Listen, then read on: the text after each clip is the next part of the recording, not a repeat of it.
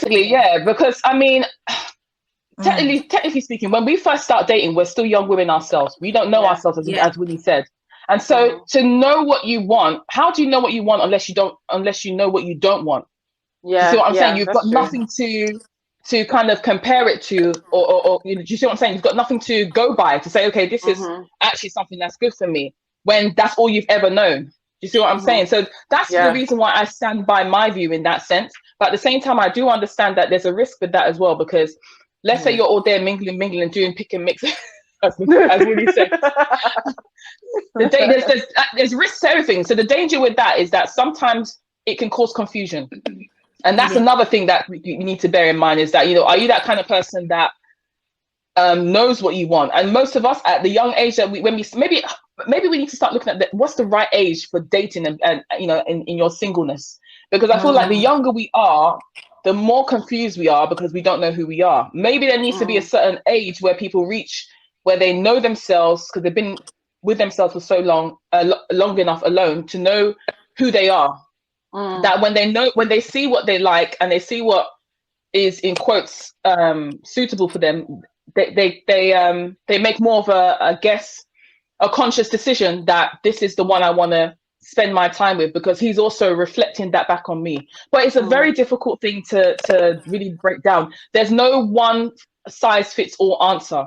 I think it really just depends also on the personality of the person as well, the kind of individual you are, how you make decisions. And how you pick up pieces when things don't go your way. Now, some people don't work with backup plans. Some people don't work with plan B's and C's.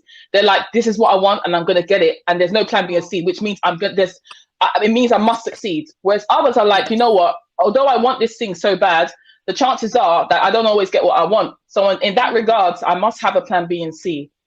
Do you see what I'm saying? So yeah, definitely. It's a very tricky one. So before you go on, I need to bring this topic to not this topic, this comment to clarify about how real this situation is. I mean, Sister Joan wrote there, a lady called Joan Martin. She wrote, "I know a young Christian lady in this predicament right now." I didn't want us to just overlook this comment because I thought it was quite interesting, so people can see it clearly that people face this, and it's very common. I know a young Christian woman in this predicament right now. She's dating 3 men, and one of them has proposed to her, and she's having difficulty being upfront with the other 2. Which is exactly. Well, lucky girl, isn't she lucky? Yeah, lucky girl indeed. 3, but one has come and been serious. She had 3 to select from. Was there anything wrong with that kind of?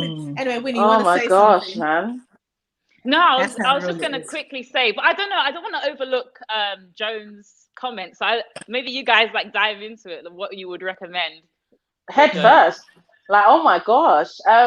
First question: are the other guys aware that they may be standby? Because I don't know. It's like what MsRolo said. Man. Come on. Because to me, it's like MsRolo said.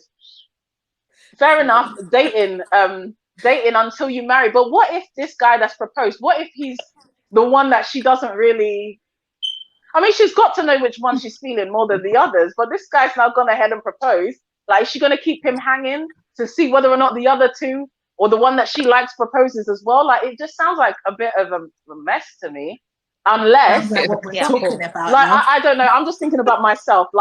Personally, I have experienced in my time, where I'm not married, so there were 2 guys that were both interested in me. I did not agree to be exclusive with any of them, but they both expressed that they wanted to be exclusive with me. And I liked both of them, but I had to think about, okay, who can I see myself sort of getting along with more and maybe building something with? Who can I stand a bit more than the other? And then I ended up choosing one. Clearly it didn't work out. I'm not married.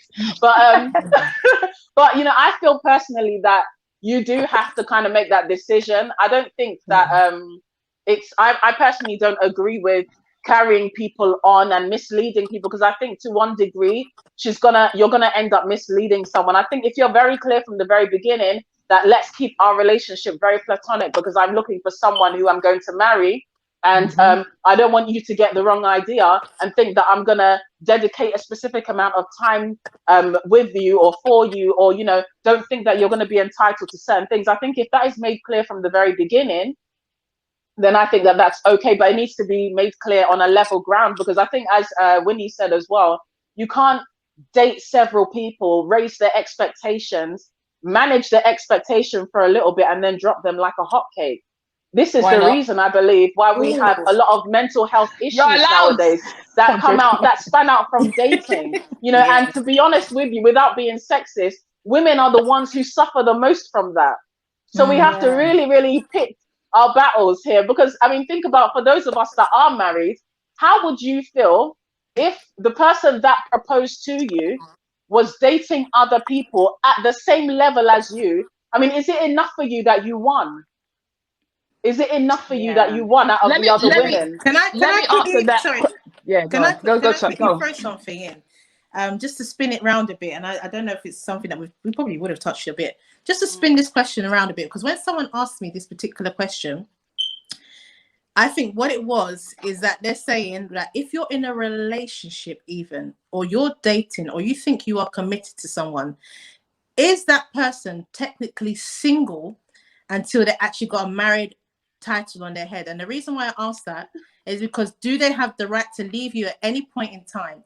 Is that partner single? Do you not? I mean, I don't want to say. Of do course. You not? Have you heard just end the relationship? Yeah. How?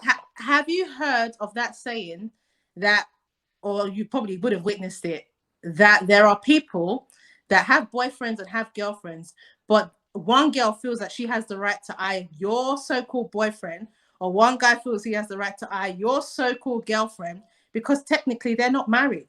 So until they're married, he can chop and change when he feels, and so can she, or she can leave you at any point in time.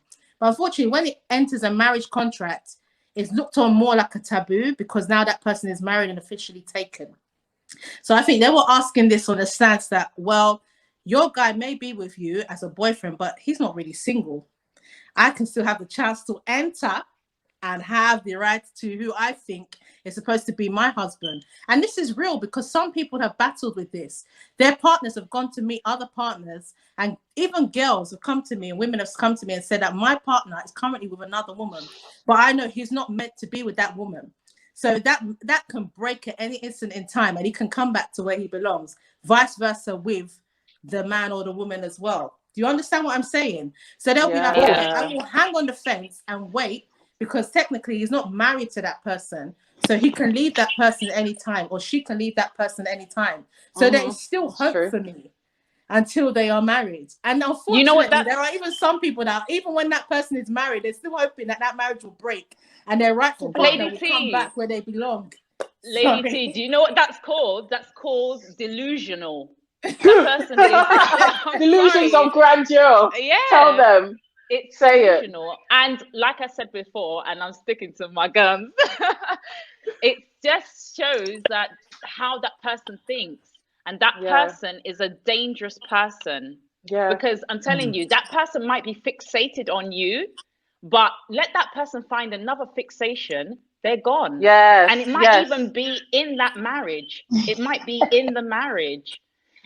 But what I wanted to say before, because I want to, before I forget what I wanted to say. Yeah, go ahead. Imagine you're dating a guy, right? You're not married. You haven't even spoken about marriage, but you see that guy, or that guy catches you on a date with another guy. Would you not run and hide?